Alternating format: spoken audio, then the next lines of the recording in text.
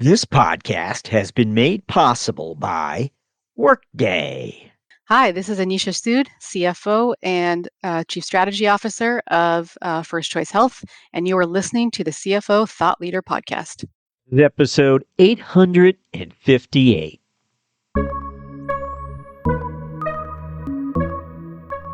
Again, I'm 2 years into Zelis, and it's a smaller team, so we have to think creatively around how we build out the kinds of programs that are going to develop the next generation of talent and make sure we have successors inside the company in the finance function and more broadly.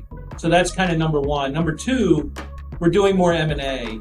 So I've been tasked with building out an integration management office. So hiring some talent that will focus on M&A integration. We've done 3 acquisitions in the last year, and we're now in the process of deepen the integration process. And we've got to get really good at that so we can get the kinds of returns on these investments that we need to. Hi, it's Jack. On today's show, we speak with Brian Gladden, CFO of Zelis.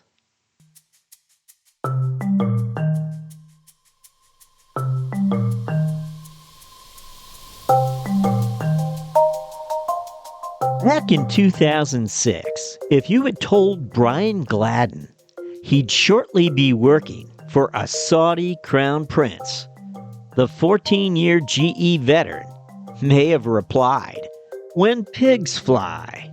Nevertheless, when GE announced in 2007 that it had signed a definitive agreement to sell GE Plastics to a Saudi-based firm as part of a deal valued at $11.5 billion in cash, flying pigs may have suddenly begun to appear before Brian Gladden's eyes.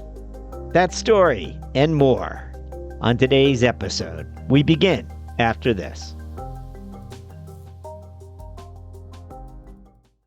In a world that's always changing, one thing never does. Your need to adapt, your need to evolve, your need to grow. That's why we built Workday, a single finance, HR, and planning system that can change as your needs change and evolve as the world evolves. To learn how Workday is helping mid-size organizations embrace the future with confidence, visit us at workday.com.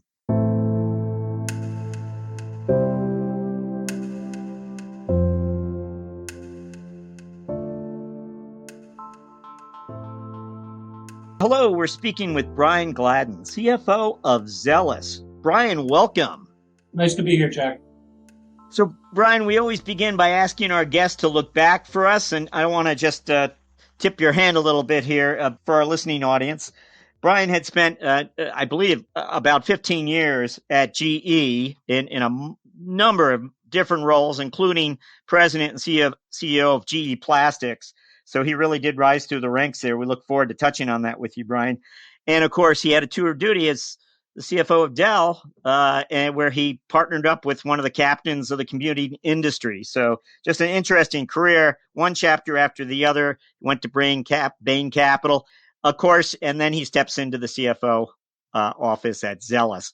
Didn't give away too much there, Brian, but when you get to look back and you think about those moments that you feel best prepared you for this role, what would come to mind?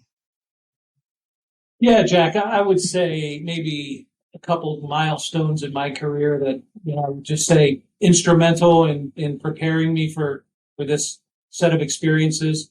I mean, a lot of it goes back to being at GE, which is, a company that at that time, and it's obviously a different company today, but very, very focused on talent development. And I had a chance to participate in some leadership programs, the FMP program, corporate audit staff, well known, well respected, and then a career track that moved me around aggressively, where I got to see different businesses, different functional roles, even outside of finance at times, and those really, gave me opportunities to become an operator and even be a CEO. I look at that as a foundational set of development experiences. The second thing I'd highlight is just, a chance to work with some really talented leaders, both as my partner as a CEO, but also in peers that were, in leadership roles around me, and learning at that time, really what it means to be a CFO and how to lead teams, how to be a business partner, and then how to communicate internally and externally. And had opportunities, during my career to work with some really special leaders that really shaped me in how I think about leadership and how I think about being a CFO. And then the last thing I'd say is just, I had a chance to work in some very challenging businesses and in difficult situations, fixing broken processes, or finding new strategic solutions, taking out a lot of cost, as a fundamental priority. And then at the same time doing all that stuff, but also trying to deliver results and doing that while you're driving change. So I think those experiences were sort of foundational to me. And I find that you learn a lot more in a challenging spot than you do when things are working well and results are coming easy. So, at an early stage in my career, I had some big jobs with big responsibilities, clearly before I was ready. And I think that was, with patient leaders who were willing to see me struggle and stumble in those early days. And that was something that most people don't get those chances. And I would say that I learned a lot and the most during those experiences where I was in over my head and, challenged to try and grow really quickly. Can I ask you, I just want to, just regarding GE, where again, you were there roughly 15 years from 1992 to 2007. And of course, you straddled the Welch years and Immelt's years, which I think is interesting. But also, from a finance point of view, the book that is still recommended on this podcast from time to time, Jack Straight from the Gut, which was Welch's book that came out in 2001, where he talks about this finance transformation. I just want to read a paragraph to you, and you can tell us, give us a reality check. But he's talking about Dennis Dammerman, who would have been, I'm sure you didn't report to him, but he was the CFO boss at the time up the ranks. And he says that in the 14 years that Dennis served as chief financial officer until becoming a vice chairman of GE in 1998, so we can work back from there, I guess from 1984 to 1998, he transferred an audit-driven finance organization into the best school for business leadership there was. 3 of his former audit staff heads have become huge stars at GE, and then he goes off to name drop a number of folks who became a CEO. You, of course, became a CEO during the Immelt era, I guess. But, when you first arrived there, it had to be quite a pressure cooker. And GE was known for that. And Welch, we know, was known for that. Yep.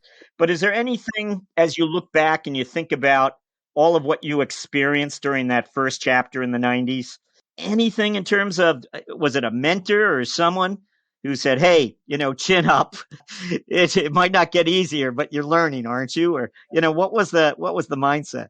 Yeah, I mean, I was lucky enough to have exposure even early in my career to Dennis and to Jack Welch and, traveled with Jack at times and, watched that whole culture. And, it was an intense place. And it really started with Jack and his style. And he was a very tough guy who expected great results from everybody and was not afraid to tell you when you weren't doing a great job. So there was an intensity. But there was also this culture of, building talent and investing in people. And as I said earlier, really being patient with talent early in their careers. So I had a chance to see that and be part of that. But it was a very intense place. And I'd say, I was lucky enough to sort of go through the transition from Jack into Jeff and work directly for Jeff in several roles and got to know him well. And it was a challenging time for Jeff to transition with 9/11 and all the things that were going on. And obviously, as you look at what's played out in GE since then, it's been it was a difficult set of businesses in that time that he had to deal with. So it was a very, very interesting time to be part of the company. And I felt like I got the best of GE in terms of a chance to work with some really terrific leaders, learn from them, and work in some businesses that were great businesses, but they were challenged. And a lot of things I learned really happened there, for sure. Once you're head of GE Plastics or president of GE Plastics, do you feel like you're leaving finance? Is your mindset a little different? Or have you always been sort of a finance leader no matter what? Yeah, it was interesting. I mean, we were preparing the business for sale, and I was sort of the last man standing, and ended up carrying the ball through that process. And it was a very, very challenging time for the business, but it was absolutely the right thing to do for GE Plastics. There's a transaction at the end of the line, then. There's a transaction at the end of the line.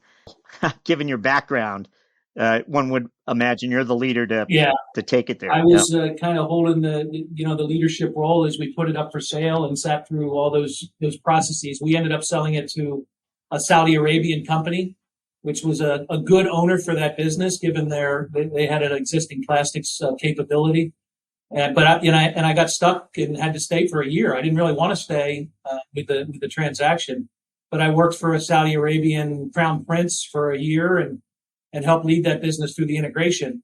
And that was a challenging time culturally, and one that put the business on a different trajectory and a different path. So it was a very different experience for me and a great learning experience for sure.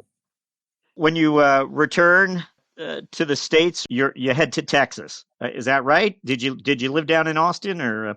I did. Yeah. No, that's when I had a chance to go be the CFO at Dell, which first public company CFO job, and a $60 billion revenue company. It was a huge stretch for me to step into that role. That I was 42, 43 years old. So we moved to Austin, and I partnered with Michael Dell for 7 years, and learned a lot in that role as well.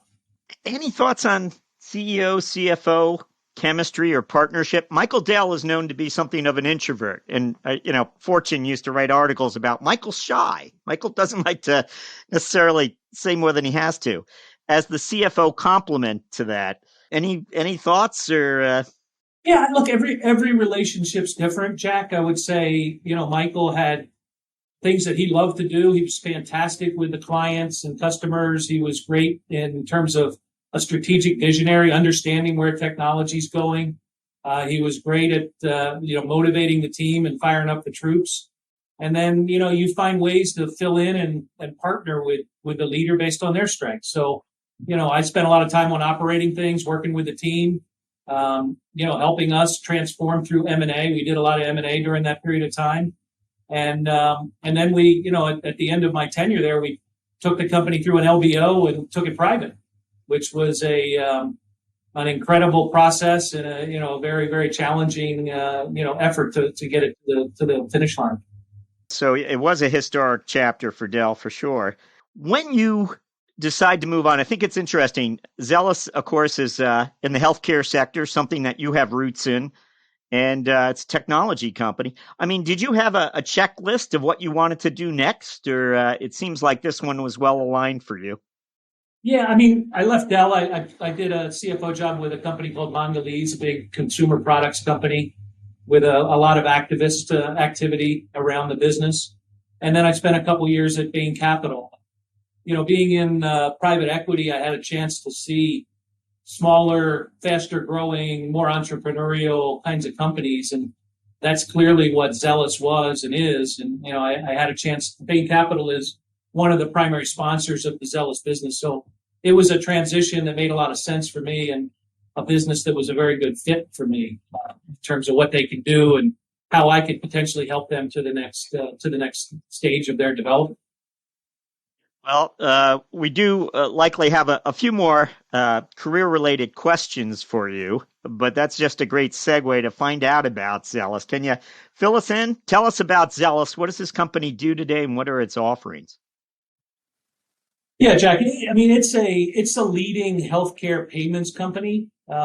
We help, as everybody knows that deals with healthcare and has to deal with their own personal dynamics. It's a broken healthcare financial system. So, if you've ever tried to figure out your bill from the doctor and reconciling it to a statement from the insurer, it's a mess, and it's massively inefficient and painful for everyone. And there's a lot of wasted expense and energy in the U.S. healthcare system, and a bunch of that has to do with the payments process. So we offer, one of the things that's core to our business is a platform that bridges the gaps between the financial system. So it aligns the interests of the payers, the providers, and the healthcare consumer. So, when you think about what our business does on an annualized basis, we help our clients who are the payers. We price about $110 billion of healthcare claims. We make about $200 billion of healthcare payments per year. And we then work with consumers. About 100 million consumers work with our tools to navigate healthcare and make the right decisions, help them to make a better financial decision for a better outcome. So it is a broad payments-oriented business that helps across the financial systems that are part of the healthcare system in the U.S. So it's a pretty scaled business. We're over $1 billion of revenue now, 2,000 people, and highly focused on technology. It's a technology company that really helps out the healthcare industry. And I'm wondering if you wouldn't mind, could you give us maybe an abbreviated history of its capital structure going back? Yeah, it's there's two private equity firms that are equally in control. One is Bain Capital, which joined in 2019 in the current kind of creation of Zelis. And there's another one called Parthenon Capital, which was instrumental in creating the company. So it put together several acquisitions over the last 10 years or so to build what this business has become. And then Bain Capital jumped in 2019 as a private company. It's a highly valued company that's growing fast and highly profitable. And it's, we're about 3 years into the transaction with Bain Capital. So at some point here, there will be another chapter for this business, whether it's as a public company in an IPO or whether it's, another transaction with another set of owners. So much has happened with the finance function in terms of digitization. Your visibility into the business is probably compared to your earlier chapters. One would think you can see more, quicker, sooner. People talk about real-time data. But anyway, we're wondering about your lines of sight and the numbers that you look at as you come into the office. I suspect it's revenues, renewable revenues. You're looking at sales, but tell us what would be the metrics that you look at each morning? Yeah, it's a little bit of a longer cycle business than that. I mean, we can obviously track transaction volumes and look at how many claims are coming through the system. We can look at how many, claims we're paying. We have daily real-time visibility to that. It is one of the benefits of it's a more contemporary, newer business that's not burdened with legacy ERP systems or, old data structures. Most of what we do is relatively contemporary, and therefore it's all feeding a great data lake that we have access to, and we put some dashboards on top of. So those are the things that, for us, it's really longer term financial metrics. And, I spend my time thinking about what do we have in terms of the pipeline of new opportunities? What are the bookings that we're contracting with our clients? And then what's the backlog that we're working to implement? Those are a little bit longer term. And then I spend a fair amount of time thinking through where are we investing for innovation to prepare the company for the next wave of what our clients need and the next evolution of our technology. So in a company our size, making sure we're investing for the future is critically important. And that's, it's a little bit unusual for private equity that we have. In the last 3 years, we've more than tripled the investment in technology in our business, which is just great that we can do that. And our sponsors support us in that. And it's going to make a real difference in terms of the longer term growth trajectory of this business. You mentioned putting those dashboards on top of your data lake. And I'm curious, if we were to look at those dashboards, would it reveal something to us as to what are the numbers you're trying to make top of mind, either for your team or for the management or for part of the organization? You mentioned long-term investments and, of course, investing in innovation.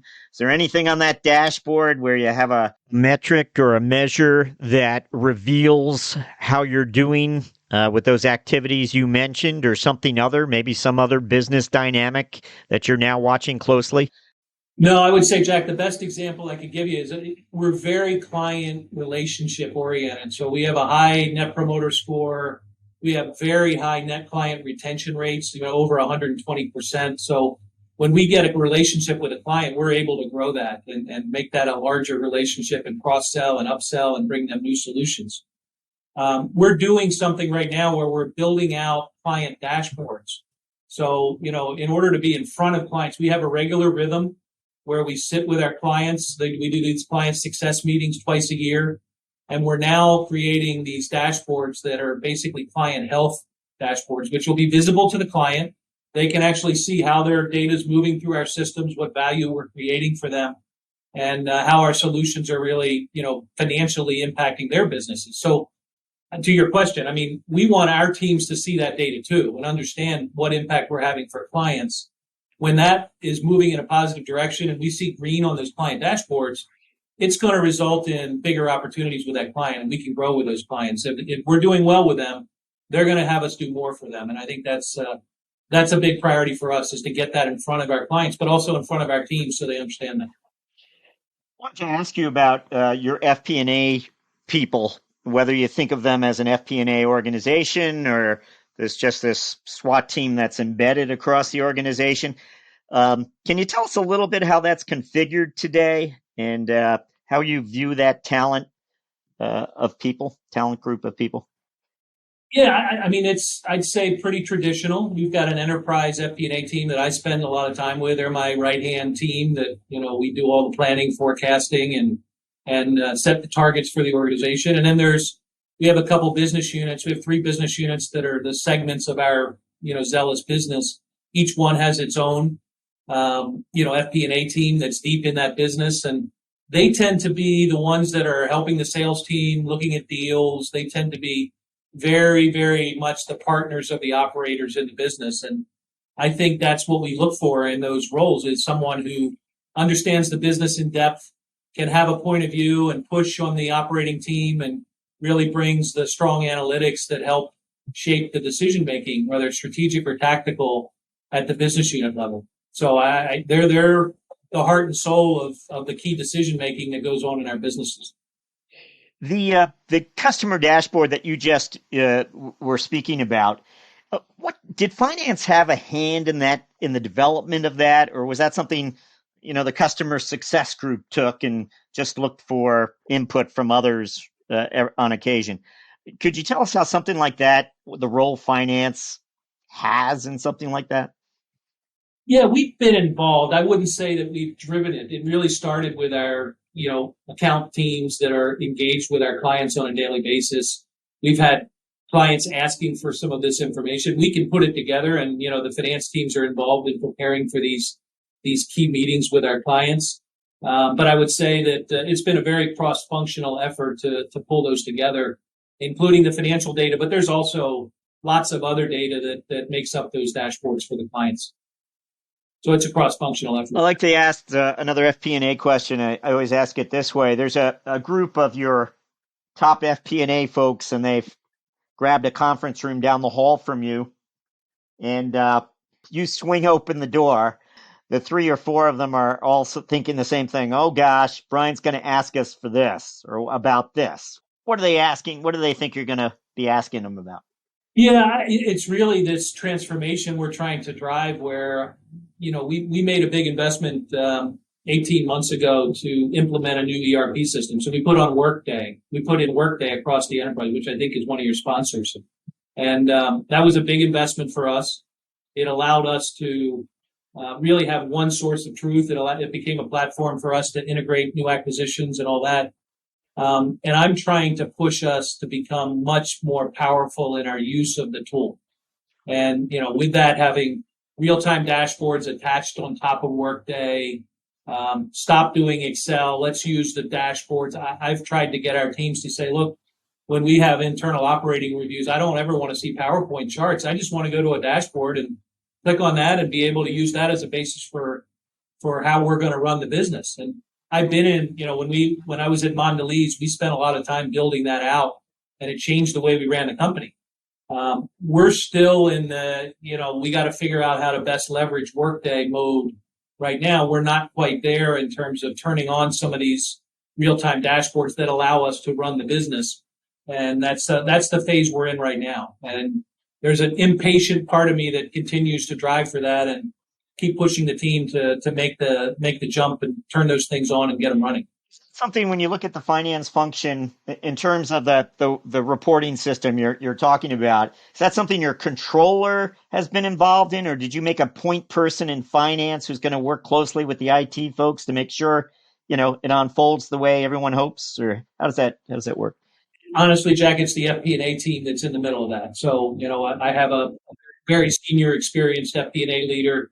He and I share the same vision. He's as impatient as I am, and we're working our way through this and, to get there as quick as we can. But he and his team are right in the middle of the action on that. I want to just touch on talent with you before we move to our finance strategic moment question.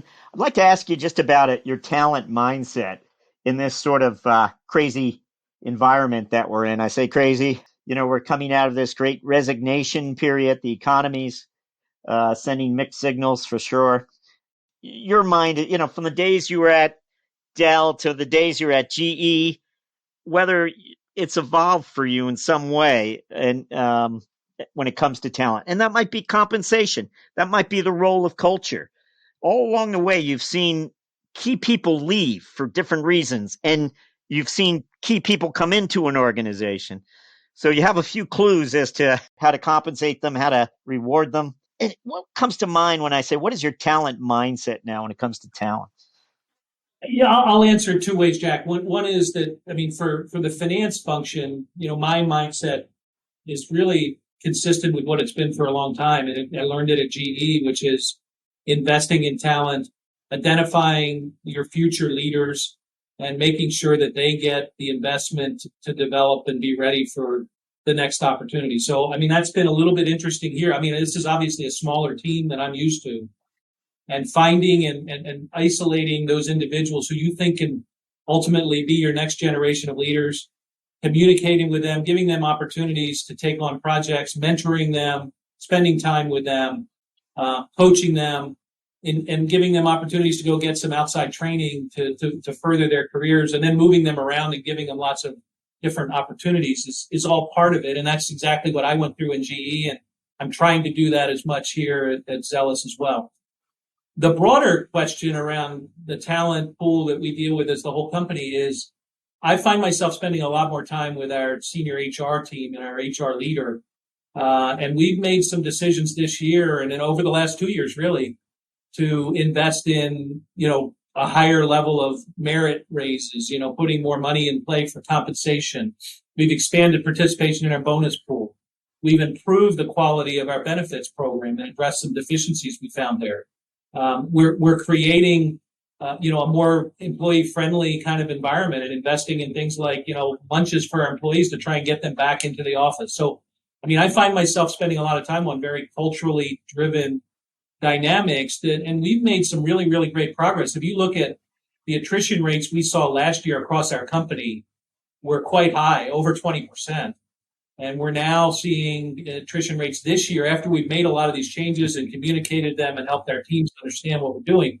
We're now half of what we were last year. So now it's a different environment. I think people are starting to realize it's not as easy to find a job out there. But I would also say we've seen it in our employee survey and feedback from the teams that they really appreciate what we've done. And that's not natural for the CFO to be at the table putting more money in play for those kinds of things. But we've realized that that's our biggest asset in our company is having a great team. And so it's been an important part of what I've done in the last 18 months here. Excellent. Thank you for that. We're going to jump to our finance strategic moment question, where once again, we're just asking you to look back anytime during the course of your career when you had a moment of strategic insight that led you to pursue an opportunity, to avoid a certain risk, go forward with an acquisition. Don't know, but anything come to mind when we ask for a finance strategic moment? May have happened back in your GE days, might have happened last week. Don't know. Yeah, I'll talk in general and then maybe a couple examples. I find, as I've done this for a long time, Jack, the toughest part of being a CFO is trying to find middle ground as a partner to the CEO and to the board and play that role. You have to be tough and drive the business to deliver on expectations, holding the team accountable for meeting commitments. And sometimes you have to be the tough guy that, beats people up and makes for some tough conversations. That's part of your job.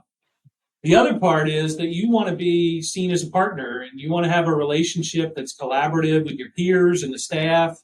You want to be one of the gang, and you want to, have a relationship that they'll confide in you, they'll ask for help, and see you as a real partner. So that's I've gotten myself, stuck in between that. And sometimes if the business requires it, you're the tough person for a long time, and you forget about the other side. So I think that's the hardest thing that we do, is developing that skill. And I find myself, having to think about that a lot. And then also, as I develop the next generation, teaching them about this. How do you do this? How do you make it work? How do you play that tough role? And you have to adapt your style with each leader, and, figure out what makes them tick, and learn how to understand their personality. And you can be friendly with them and help them. But then when it comes time to deliver a tough message, you do that. So as I've stepped into some roles, you get backwards and sideways, and you struggle how to do that. And, you find yourself being super tough, especially when times are tough and you're trying to deliver results and your business is struggling. So that's, for me, I think the biggest sort of aha learning of a career of doing this is that you really do have to perfect that skill, and you have to become almost a little bit of an executive coach and build a mental model for how you're going to fit in. And I've gotten myself stuck into some situations where I've been much too difficult, and nobody wants to deal with me, and I'm not invited to any meetings anymore. And they see me as just someone who's too demanding. And then at other times, I've gotten myself to the point where we're building these great relationships, but I forget we've got to deliver. So that's a little bit of the awkward times that you sort of, especially, as I've stepped into new jobs and try and build those relationships, it's tough to sort of strike that balance. Hi, it's Jack. I hope you're enjoying our talk with CFO Brian Gladden. What Brian just shared as a strategic moment, I have to say, it once more brings home the fact that the CFO job can just be a very difficult one. As he was speaking, I was thinking of some of the snapshots from his career that he shared with us. First, we can see him at a GE, sitting in on the back and forth negotiations to sell GE Plastics. Or he's sitting in alongside Michael Dell as they together weigh and measure a possible acquisition. And then it's on to Mondelez, where he's dealing with activist investors. It's a job not for the faint of heart. We'll now enter the mentoring round with CFO Brian Gladden. We're going to jump to what we refer to as our mentoring round, where we ask you several quick questions intended to inform and inspire future finance leaders. We like to, once more, have you look back for us. And we're thinking about that first 60 days you stepped into, for the very first time when you first stepped into a CFO role. It might have been Dell, I suppose, but your first 60 days, if you could go back in time and just give yourself a piece of advice for what you know now lied ahead, what would that piece of advice be? Again, your first 60 days in a CFO role. Yeah, I think it's, as having done these transitions a few times now in my career, it's really about, finding a way to get deep into the business. And I've always found that that's easiest when you can go see the business from a client's point of view. And, whether that's spending time in the car with a salesperson, visiting customers and hearing what they say about the company and its solutions and products, whether that's, when I went to Mondelez, I literally rode around for 3 days on a delivery truck, delivering Oreos and Triscuits to grocery stores. And I learned about our supply chain and how we worked. And I spent time in the plant. So I think in the first 60 days, spending some portion of that time really seeing how your company works from a client's point of view and out in the field. And don't pick the good ones, pick some of the tougher ones where you hear some of the feedback. I think that's probably the biggest thing that I would do over. And I did it, as I learned that probably too late at Dell. It wasn't the first 60 days that I did that, but I did spend a lot of time with clients over time. Well, our next question, finance leaders often point out is the most difficult one. We're trying to find out something on the personal side about you, a personal routine that you have or a habit that you have. Might be preferably something a family member would point out. And we don't want you to say you clean off your desk at the end of the night or that you empty your email. That's not what we're looking for. I guess we're looking for something that sets you apart. People know you for a long time. So that's just how Brian does it, or Brian enjoys that. Anything come to mind as a personal habit or routine that you have? Yeah, it's something I've done for a long time. I learned it from a leader at GE, one of the CEOs I worked for, is that I do every month at the end of the month, and I have my assistant usually help me do this, but I will do a look back at my calendar for the prior month. And I will then go categorize what did I spend my time on in that last, 30 days. And I break it into several pieces that I predefine and try to make sure that I'm allocating my time on the right things that are lined up with my personal goals and objectives and what's important to the company. And for instance, one of the things I really, really care about is I want to spend 25% of my time on talent and developing the team, recruiting, attracting talent, getting to know some of our top performers, involved in training. And if I can't point to, activities that tie to 25%, I need to make a change. I need to do something different, and my assistant will help me ensure that I do that for the next month. And that's something I've done for 20 years. And I could probably go back and show you the results of that on a at any point in time over that 20 years. And it's allowed me to stay prioritized on the right things. Is there a way you have, in relation to that, is there a way where you corrected the ship or you put it on did you just say, you know what, I just have to begin meeting with some of these people more frequently, get Dan on my calendar the start of the month, and, so I can get a mind dump on all of what his challenges are in the talent realm? Don't know, but how do you correct that? Absolutely. No, it starts with doing the analysis and committing to it. And then, I will get on my next call with my direct reports and I'll say, look, I need to spend more time on this. I've concluded I'm not spending enough time on it. Can you help me? We'll set up some rhythms where I have some skip level meetings, or we'll do some external thing. I mean, one of the other buckets that I look at is strategic and client.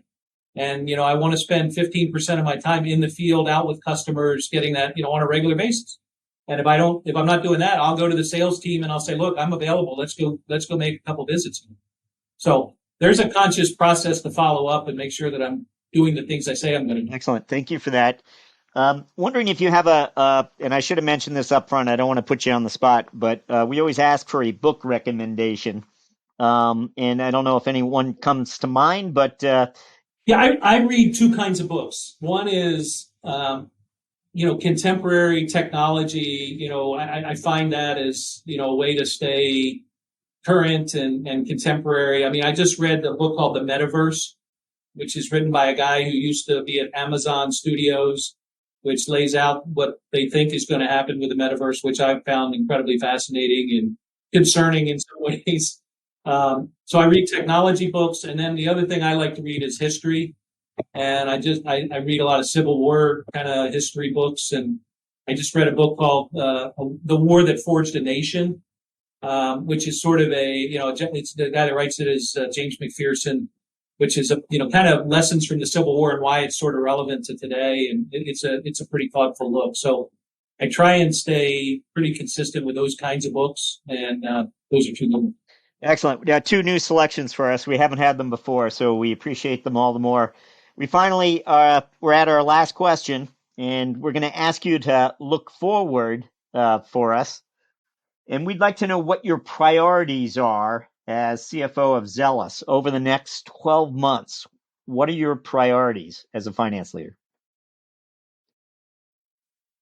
Yeah, I mean, we're just in the process now of starting to build our goals and objectives for 2023. So there's three things that I'm kind of prioritizing. One is continuing this work on talent and building out a career development framework for our company, which, again, I'm 2 years into Zelis, and it's a smaller team. So we have to think creatively around how we build out the kinds of programs that are going to develop the next generation of talent and make sure we have successors inside the company in the finance function and more broadly. So that's kind of number one. Number two, we're doing more M&A.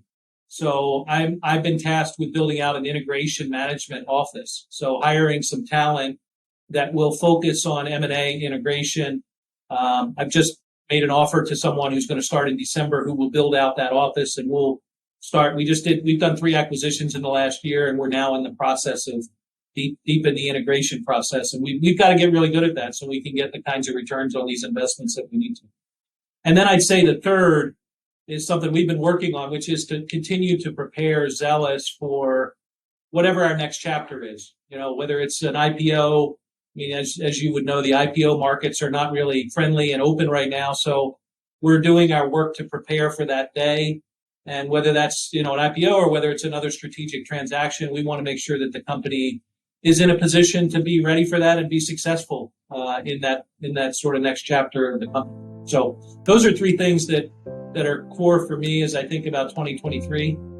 Important priorities for the company and kind of what my team will be spending a lot of time on. Brian Gladden, thank you for joining us on CFO Thought Leader. Jack, thanks for having me. It's been fun.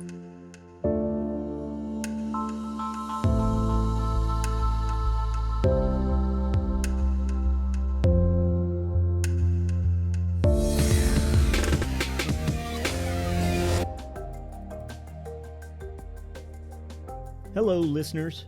Do us a favor.